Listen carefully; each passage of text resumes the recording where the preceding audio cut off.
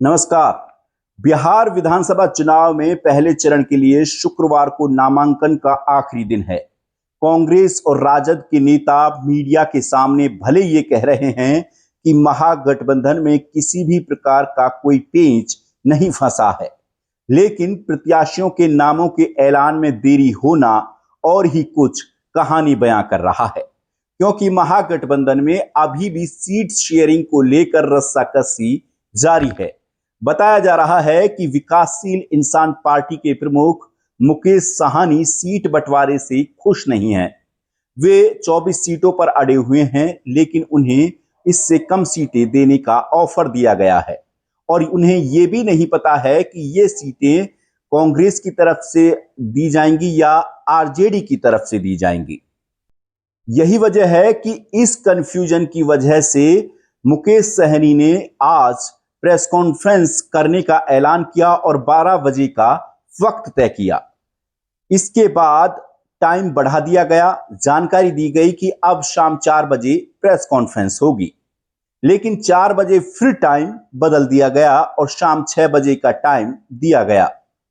शाम होते होते आखिर में ये प्रेस कॉन्फ्रेंस कैंसिल कर दी गई, यानी कि ये प्रेस कॉन्फ्रेंस रद्द कर दी गई।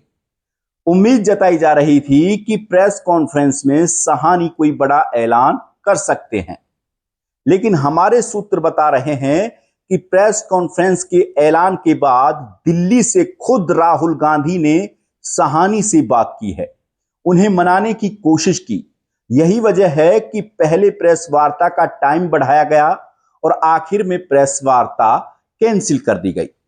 राहुल गांधी ने मुकेश साहनी से फोन पर बातचीत कर सीट शेयरिंग के मामले को लेकर डैमेज कंट्रोल करने की कोशिश की है।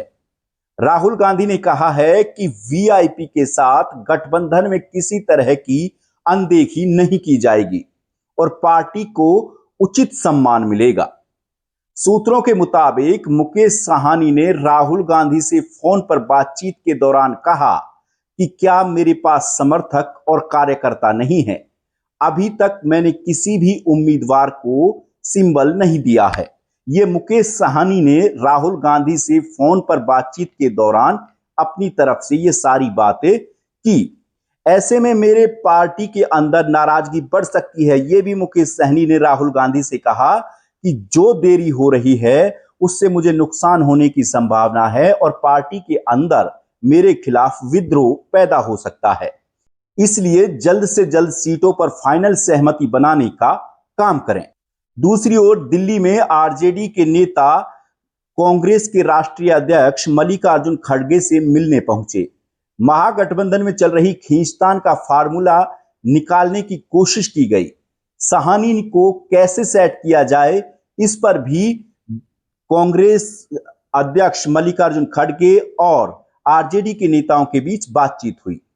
सूत्रों की माने तो तेजस्वी यादव ने मुकेश साहनी को दो टूक कह दिया था कि अगर आपको महागठबंधन से चुनाव लड़ना है तो उनकी शर्तों के साथ ही चुनाव लड़ना होगा। बताया जा रहा है कि वीआईपी के प्रमुख मुकेश साहनी 243 में से कम 24 सीटों की मांग कर रहे हैं।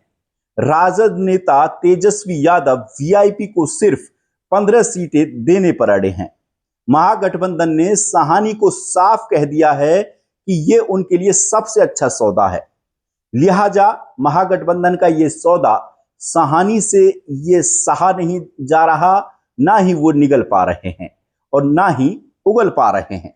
बहरहाल अब आखिरी वक्त में जिस तरह से राहुल गांधी की एंट्री हुई है, उससे लगता है कि मुकेश साहनी को मना लिया जाएगा और कोई ना कोई बीच का रास्ता निकाला जाएगा। वक्त बहुत कम है। उम्मीद है कि आज रात को ही इस पर पूरी तरह से फैसला हो जाएगा और देर रात तक कोई बड़ा ऐलान महागठबंधन की तरफ से हो सकता है। फिलहाल के लिए इस वीडियो में इतना ही। नमस्कार।